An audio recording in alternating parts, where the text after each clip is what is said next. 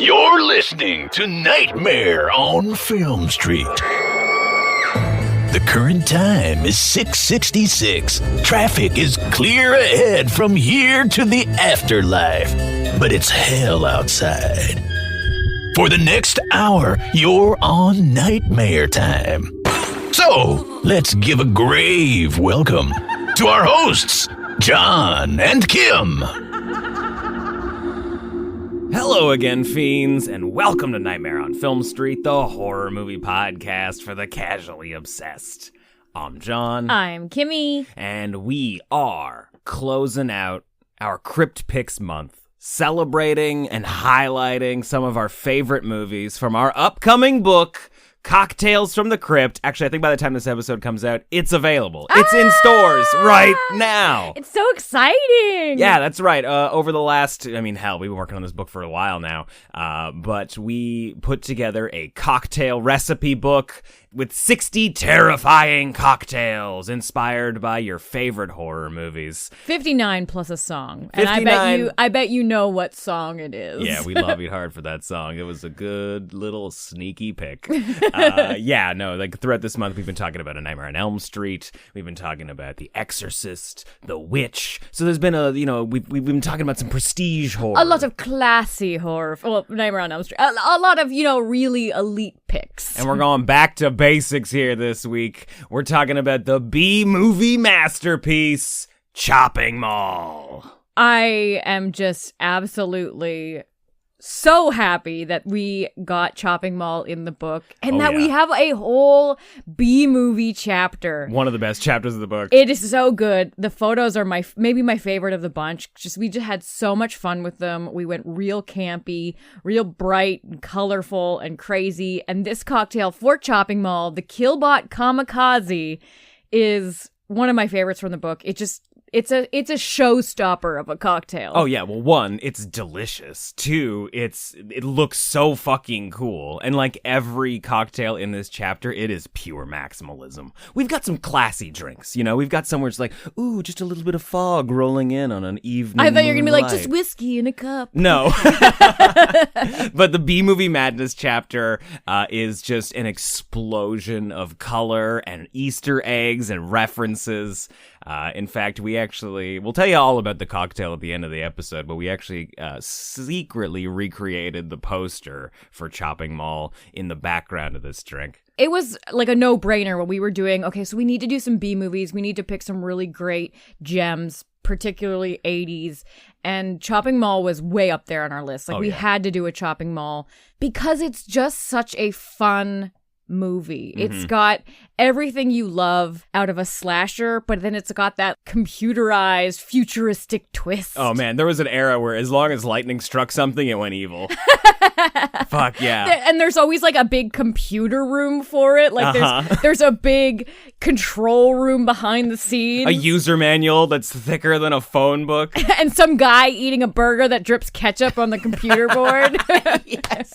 Exactly. Yeah, obviously we're big fans of classy horror movies like The Witch and The Exorcist. But in our bones, the movies that we respond to the most are big crowd-pleasing movies like Chopping Mall. You've probably seen Chopping Mall. If you haven't, you are missing out. You gotta cross this one off the watch list. And 3 good things about Chopping Mall, as always. Number 1, one of the best exploding heads in the biz. You gotta call it out when it comes. And it's early on in the movie. Right? You don't have to wait very long for this head. Nah. What's good thing number 2? Good thing number 2 is a Kelly Maroney and Barbara Crampton team up. Right. They are waitresses who are working together at the pizzeria in the mall. They join the group for the after hours hangout. But I just love seeing those two together, and they're like young, fresh-faced young actresses on the scene. Uh-huh. I just love seeing them hang out, and they're putting their lipstick on together, and they're like complaining about the chef and the weird patrons of the pizza shop. I know, like of everybody. I want to hang out with them. Of everybody in the movie, they feel like real characters. Yes. Right? Everybody else is a bit of a caricature, but you're like, man, I hope these girls make it out. One of them does. R.I.P. one of them. And good thing number 3, this movie, there is something special. Lasers, John. Lasers. It's lasers. Okay. Say it. It's I was like, can lasers. I just say killer robots? It's lasers. It's also lasers in a really kitschy, gaudy 80s mall. Don't you love an 80s mall? I do love an 80s mall. And the lasers are pink and They knew what neon they had. green. And, They knew what they had when they made this movie. Wonderful. It's just right to have pink lasers shooting through a mall. Yeah, if you happen to have a cool movie theater in your area and that does retro screenings of movies like this, you absolutely have to go see Chopping Mall with an audience. This movie always plays, and it's almost 40 years old now and people are still going crazy for it. Like, this is art. This is what movie making is made for. Cinema peaked in 1986 with Chopping Mall. People listening to this podcast for the first time are like, "Ugh." What are they talking about? As a new security system, completely mobile, user-friendly, and absolutely fail-safe. But something is going wrong.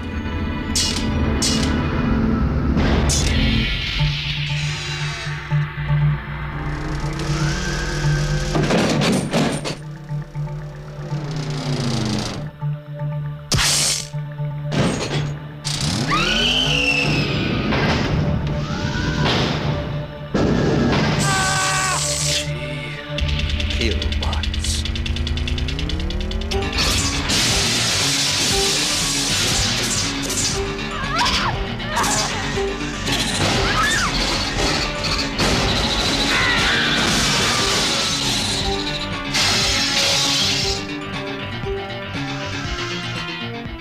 There's another one of those things out there. Waiting to pick us off one by one!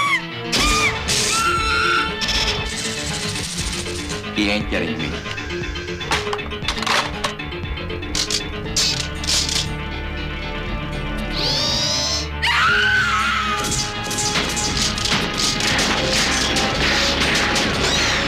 It's not stopping!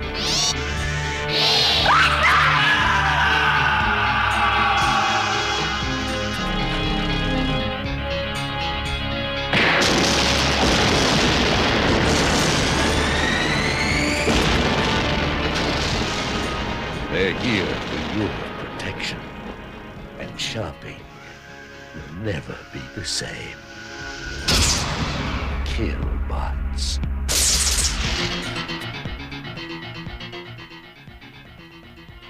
All right, Chopping Mall is currently sitting at a 5.6 out of 10 on IMDb, 55% on Rotten Tomatoes. It's not for the critics. Wow, the audience rating is 39%. Or the audience. God damn. It also has a 2.9 out of 5 on Letterboxd, but everybody I follow on Letterboxd seems to be giving it at least 4 stars. They're like 5. Perfect. Yeah. This movie's trash. I love Have it. a nice day. Yeah. Man, half the reviews on Letterboxd are like, I loved it. So great. Thank you. Have a nice day. Good on this movie for coming out before RoboCop. That was my biggest question when we were rewatching it last night. So this is the original RoboCop. This is the original RoboCop. Because there's a sequence. Robo Rent a Cop. Damn, that's a good alternate title. The original title for this movie was Killbots, which frankly I think is a better title. But Chopping Mall is a phenomenal title. it sells the tone. Killbots right? is also a good title. Killbots, I think, it sounds like it's taking itself too seriously, maybe. Yeah. Chopping Mall is like, hey, Killbots. we know we're fun. This is Yeah. going to be a good time. Chopping Mall is like, it's teens getting beheaded in a mall, even though there's no knives in this movie at all. It's No. all laser deaths. Lots of lasers. There's also just like stun guns that they use to murder people. Yeah, they have like a taser system. Uh-huh. They also have lasers. Is that it? Oh, they got their little clamp hands. They got their little clamp. So it's a new security protocol that they're introducing into the mall. It's the first night and shit goes haywire. Yeah. They did a lot of rigorous testing. We open with a sort of instructional video introducing the business owners of the mall to these let's call them Killbots. They do not arrest anyone. They just kill. Yeah, they're like Protectors 657 or something. Yeah, the Protectors? Come on.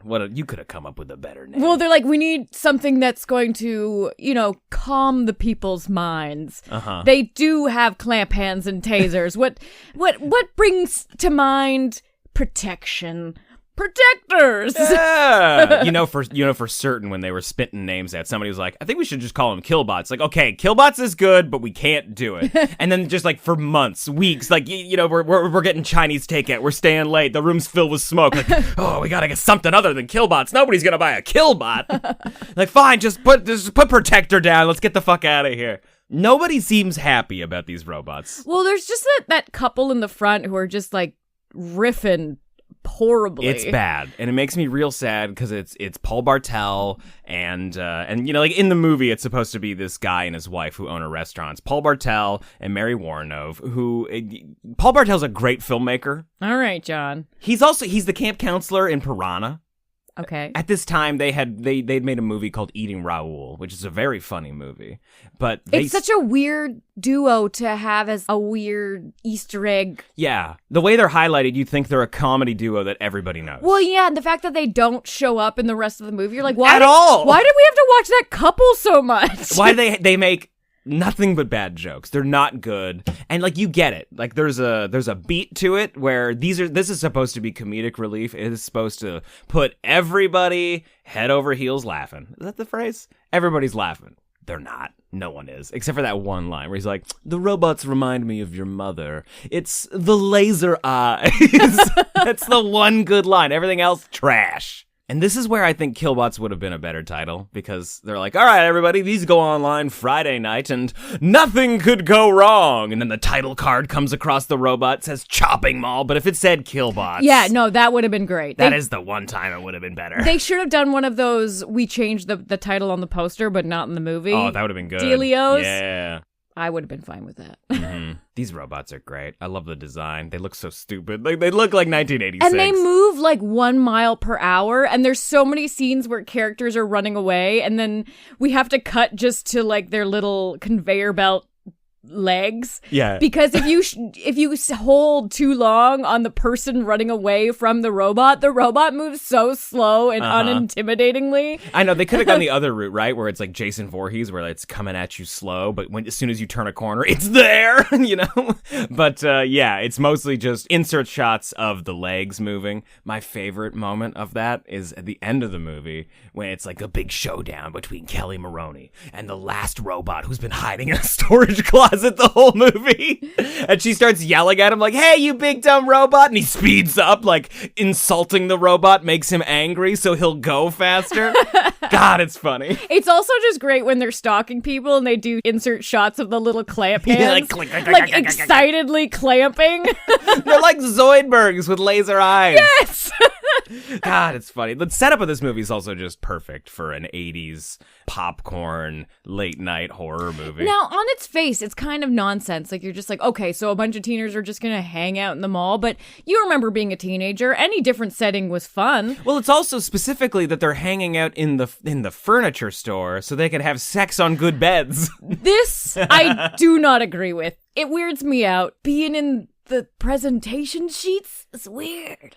That's the part that's weird? It's weird. It's not that there's cameras everywhere. And there's robots patrolling and there's robots people. Patrolling. All of your friends are around. Like, there's the Kelly Maroney and the blind date that they've set her up with. His name is, what, Nerdy? Ferdy. Okay, Rhymes with nerdy. Rhymes with nerdy. I'm sure that was a hard thing for his childhood. They're hanging out. Protectors. And then the nerd character, we'll call him Ferdy. These are all placeholder names. That they forgot to fix when they got to set. They're just hanging out watching monster movies on TV. It's like Attack of the Crab People or something. But behind them, 5 feet away, 4 couples having sex. One of them's married. That's the thing that drives me crazy. One of the couples that has come to the mall for this after-hours party is a married couple who owns a business and probably has their own house, and they can just have sex at home. Yeah, if you own a business, you should not be having sex in a mall bed. Have sex in your own business. It's a car. Don't they have like a shop? Don't they have like they own a mechanic shop? Yeah, they also have a tow truck. Well, it probably has a backseat. Oh, you think it's just a tow truck? You think they own the tow truck? I don't know. They seem so young and hip. I don't feel like they're millionaires. I don't think so either. I think it's a truck. I don't think you have to be a millionaire to have an apartment. They have a truck and an 800 number. Oh, man. Her character's great, though. Was it Linda? Linda and Rick, that's the married couple. Linda's great because, one, she is clearly more mechanically inclined than her husband.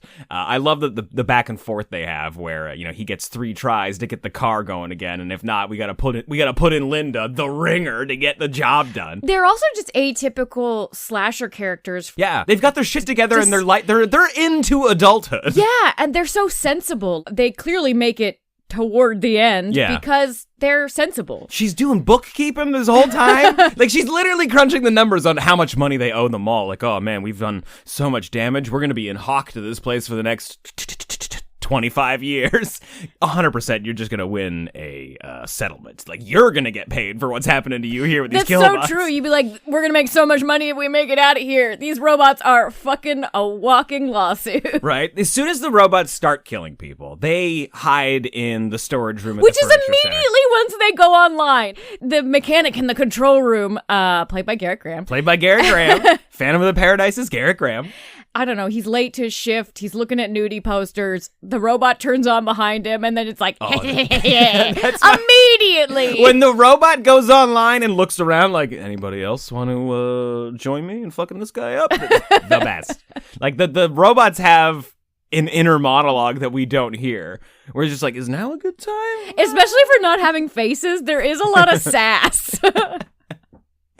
It's crazy that they didn't give them more dialogue. Like, once they're struck by lightning and their circuit board gets fried and they go evil, they don't have new words to say. Okay, well, it is the 80s, John. I don't think that they're saying they have AI. They're just saying that saying that it's sentient and evil? But they only have 4 pre-programmed phrases. Okay, well, I would have gone the extra effort of having some more puns. But then they would have gone on this diatribe of like consumerism and capitalism and like, we don't want to be a part of this. Oh, that would have been incredible. Can you imagine the big bad, like the big dumb villain speech from a robot who talks like this? No, quiet clamp hands. No more nice days. Quiet clamp hands, exploding head, and then saying "Have a nice day" it's cinema. You're right. It is enough. It is great that they say thank you, have a nice day every time they murder somebody. Pretty great. So there's this system that's supposed to protect, employees of the mall, janitors, anybody who's working late. They have like an ID card. Yeah. And that's how the first kill of one of the teenagers goes. One of the guys sneaks out to get cigarettes from the machine, and a robot comes up and he's like, here's my card. And he's like, nay, kill. Uh-huh. Later, his girlfriend's like, where are you? What happened? Where'd you go? And she finds him, like she trips over his legs like she doesn't see them. Yeah. And then he falls out of the shadows and his throat is slit. Yeah. How did the lasers do that? Like, we see the robot knock him out. Like, they stun him. He's passed out. And then, the next thing we know, he's fucking gouged in the throat. Yeah. Like, did he come with, like, a knife afterwards? So that's what the clamps are for? The clamps, it goes over to the hardware store, and it gets a little knife, and it comes back, and it finishes the job. And then, like, sets him up perfectly in the shadows. He's like, this is gonna be good. He's waiting around the corner. This is why it's insane to me that as soon as... Okay, so if there's any fault in the system, if the barcode reader doesn't work, it immediately moves to kill. I guess it's supposed to stun. It's only killing because of even lightning. That is bad because that's still a liability. Like if your 17-year-old mall employee forgot their card, they're that's just gonna fucking happen. tased? The crazy thing is that this isn't like the biggest news story in the world. There should be 8 news vans outside being like, well, it's the first day of the new Protector robot here at the mall. Everyone's weirded out by it. How do you feel, sir? Like, none of the business owners would dig this. They don't seem jazzed about it when they're being introduced to them at the beginning. And there's no way there wouldn't be this public outcry. Or either that or it's just secret. We're not going to tell anybody about these little Protector robots, right? Like, is that the idea? I don't know. How much crime is happening in the mall after hours? They make it feel like this is like a casino that people are trying to break into all the time. Also, the doors they install are like the ship doors on the Prometheus. The thing that drove me crazy about the movie is that at some point they barricade themselves in the storage room and they're like, oh, the doors are locked until 6 a.m. And they freak out like, oh God, we'll never get out of here. It's like, just hang out in the fucking storage room till 6 a.m. Like, all you gotta do is hide from it. There's plenty of sequences in the movie where they're in pretty good hiding spots and they're just like, we can't stay here forever. There is a kind of this weird moment where you're anticipating, like a POV from the robot where you realize that they're like predators and they have like infrared. Heat-seeking? Because you just assume robot, like infrared, they can see body heat. That's the like the leg up that the robots have on humans. Uh-huh. But Kelly Maroney at one point she's like running and hiding, and she goes into the pet store. Oh yeah, and she's like hiding under all the snake cases that get knocked over, and then there's snakes and spiders on her as Classic. A prerequisite when you're trying to hide silently. You have to end up with a spider on you. Yeah, or a rat or something. And the robot's like very clearly like looking at her and then looking elsewhere and then looking at her and then looking elsewhere, and you're like, you can't tell that there's a warm body just like stretched out underneath the cages. He's like, totally normal. We got some bags of dog food, dead body. Yeah, that's probably one of mine. No, everything's good in here. Yeah, so it's just like if you just stand still, they can't see you. Yeah, it's Jurassic Park rules. So like in the mall, they could just like stop moving. Yeah, like I don't know. It's crazy that we don't learn enough about these. They're just going haywire, Kim. Why do you gotta throw so much sense into this? I'm just saying. It seems like unfinished tech if they can't have infrared. Because then basically, if you wanted to rob the mall, you could just be like one of the ghosts in Mario. Every time the robot turns to look at you, you just stop moving. Okay, yeah, and if unfortunately, if you do move, you either get your head blown off or you get engulfed in flames. Setbacks of the job, really. Yeah, really, yeah. 2 of my favorite ways to die in a horror movie in one movie. You don't always get both. I get an exploding head and a full body burn. It's real sad, though. It is Barbara Crampton. It's a big bummer. It's a bummer. And everybody reacts to it. Everybody watches it happen. Ugh, and she's screaming the whole time. Yeah. There's one moment where, like, the stunt performer who is wearing the Barbara Crampton wig. It's a 40-year-old man. Is just lying on the ground, not moving, but the audio still has Barbara Crampton screams over it, and you're like, this is hard. This is hard on my feelings right now. I know, it's like a B movie. Like, I've had maybe 4 beers at this point if I'm seeing it in the theater, like in an Alamo Draft House, and now I gotta be sad? Don't do this But then the robots are like, remember, we do shoot lasers, and you're Thank like, you. Thank Have you. a nice This day. is good. This is fine. Man, I love the exploding head in this movie. It's great. It's one of the ones where I've watched it a couple times and I've just gone frame by frame, which is the best thing to do with an exploding head, right? Because at one point, very committed. Yeah, but it's fun because at one point you see it turn to a plaster head and you're like, oh, here we go, and then just slowly, it's the best.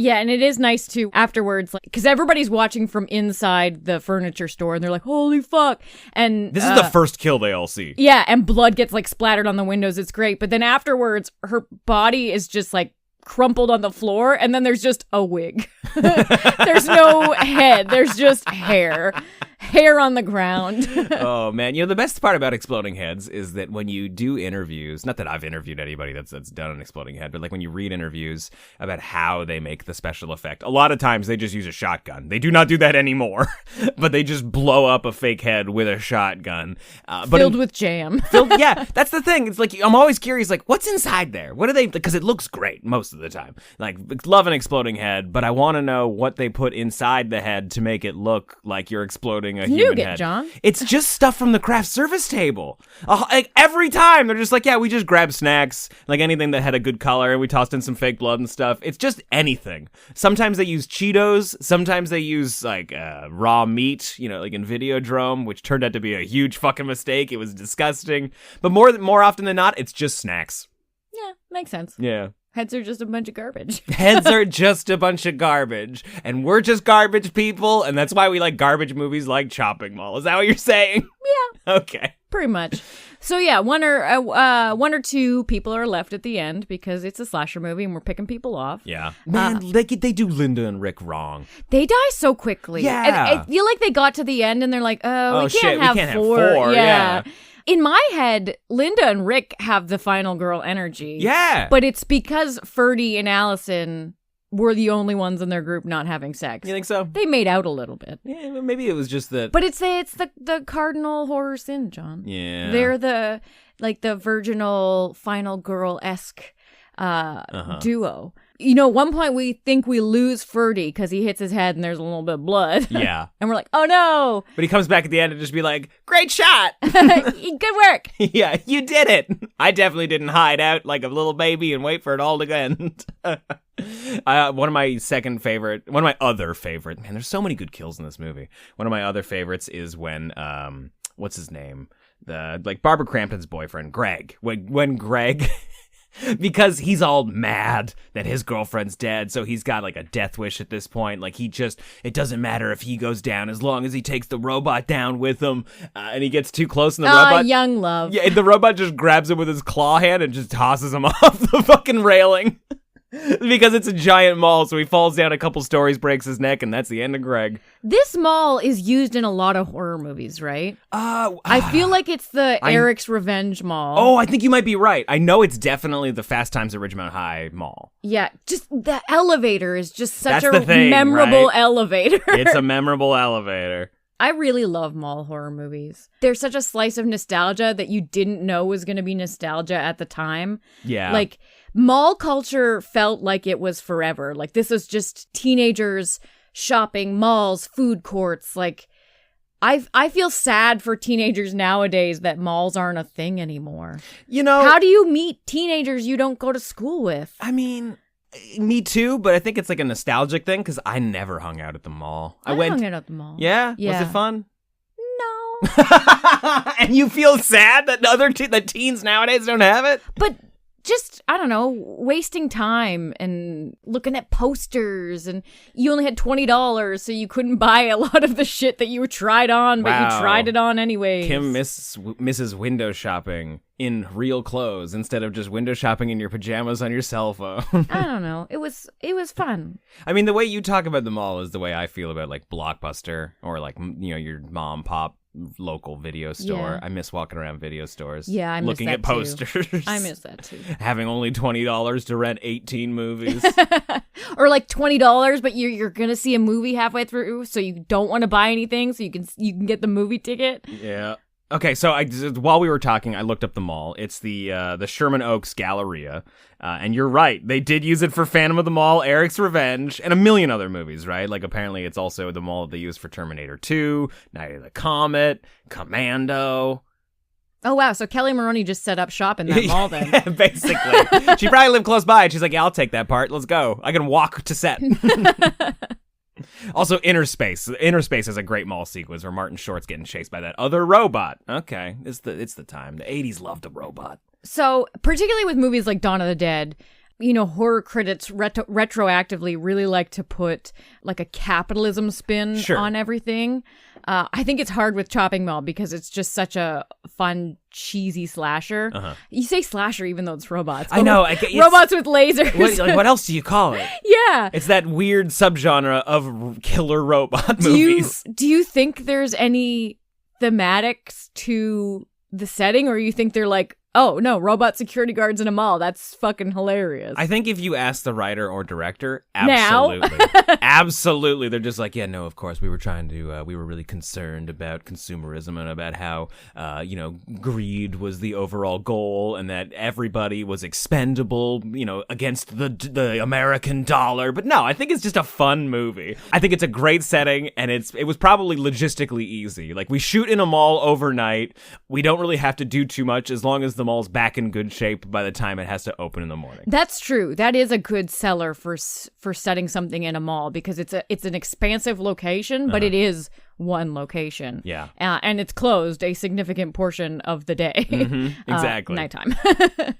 But I think if anything, if it's commenting on anything, it's probably, that period where computers were starting to be like added to your everyday life. Like everybody's lives were changing in the corporate world because everybody was going from typewriters to computers. Yeah, like that was that period, and there is kind of a fear of the tech and the security.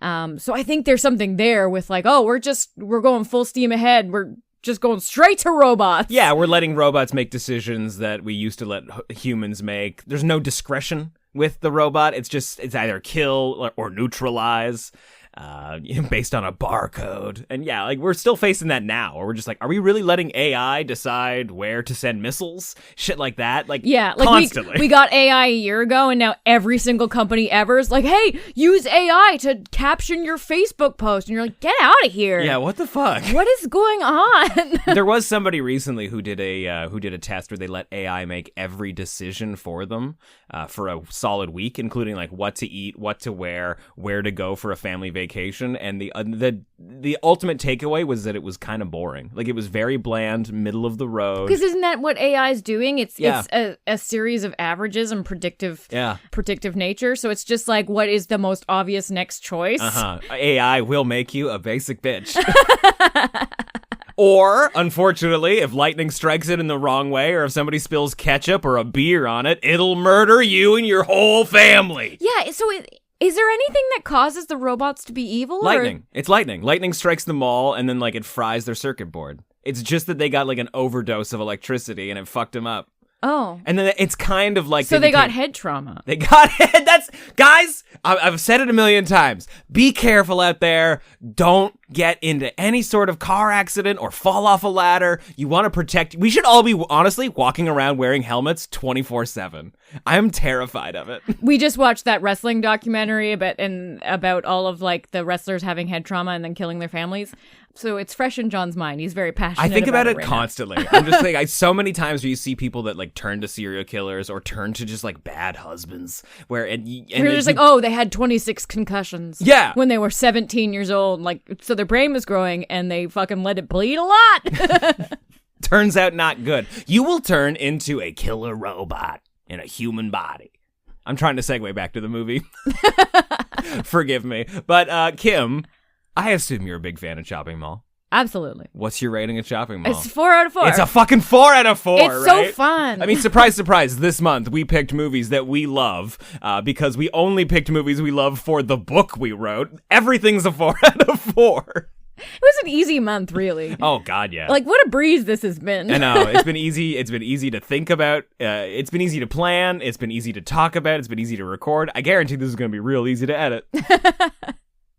You want to tell everybody about the cocktail that we cooked up for Chopping Mall? I mean, I'm going to tell them about the garnish because it's got lasers. That's right, motherfuckers. So it's a neon blue drink because it's a total 80s, 90s mall color, like that light turquoise blue. And then 2 pink glow sticks. You can use them for stirrers, but we're calling them lasers. That's right. Yeah, no, we call it the Killbot Kamikaze. It's a bit of a twist on the Kamikaze. You know, it's got vodka, it's got Hypnotic, triple sec, lime. It's fucking delicious. Now, Hypnotic is a bit of a twist of an ingredient. We do have substitutions in the book if you don't have it, because it's this cognac-based liquor from, I think they make it in Montreal, but it's like the perfect, like, light blue color. It's so delicious. Yeah, it's like, I mean, you could sub it out with blue curacao. That's everywhere. Yeah. The flavor's not, we did both, and the flavor's not as good.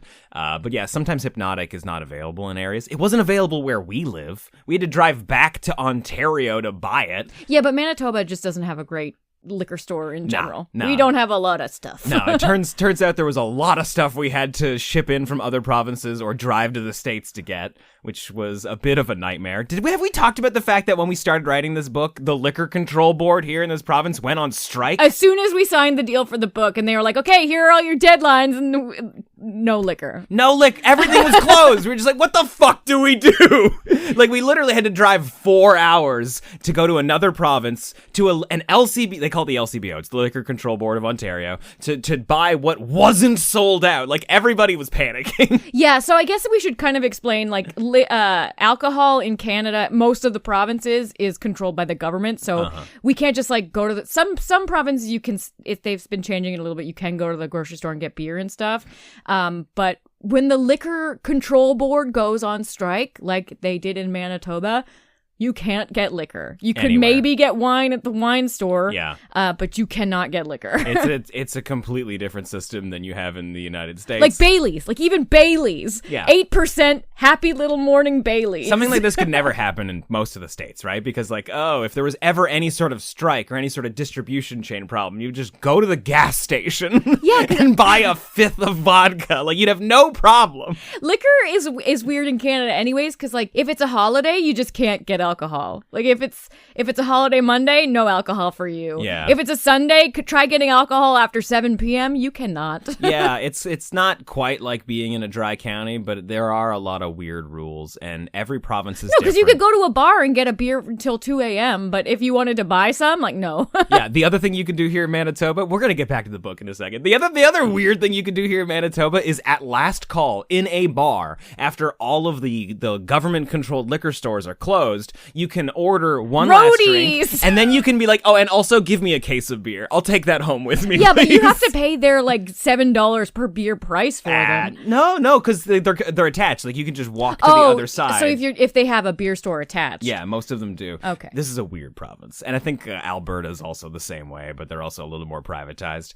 Anyway, it's those weird country rules. It was a roller coaster putting this book together, and this was a cocktail that we had planned. We were like, oh, it's gonna have some kitschy colors. It's gonna have some laser beams. We are missing a key ingredient. And then once we got it and started playing around with it, it's just like so crushable. So watch out for that, because you could down this like it's a glass of 7-Up. It's delicious. It definitely looks like it's something that you could get at a mall kiosk. Yeah. If it wasn't filled with alcohol. It does not look alcoholic. It looks like a punch that you would get out of one of those things that's like constantly spinning the juice around in the cafeteria. That they've never cleaned. Never.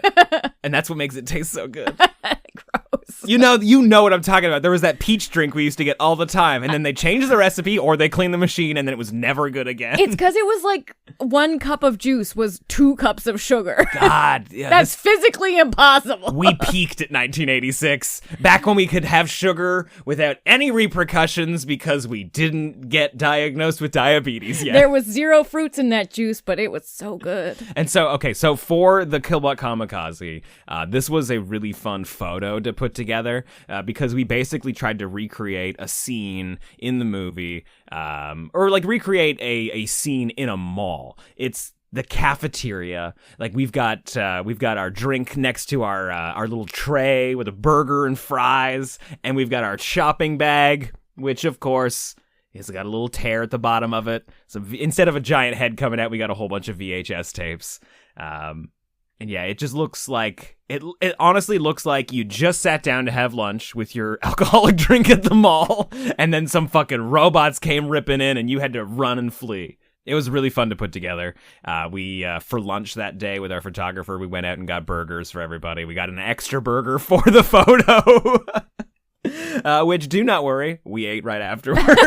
It was cold. I still ate it. They asked me to take a bite out of it to make the photo look more fun, and I was like, I will happily take a bite of that burger for you. We have photos of you taking the bite over the set. I've never looked so happy in my life. Yeah, no, this is easily one of my favorite drinks in the book. I mean, I've said that a couple times. I warned you at the beginning of the month that I would say that almost every week. But yeah, this one's absolutely delicious. It was really fun to put together, and I cannot wait for you guys to try it. Based on when this is coming out, I guess we don't have to say pre-order Cocktails from the Crypt. You can get Cocktails from the Crypt wherever books are sold.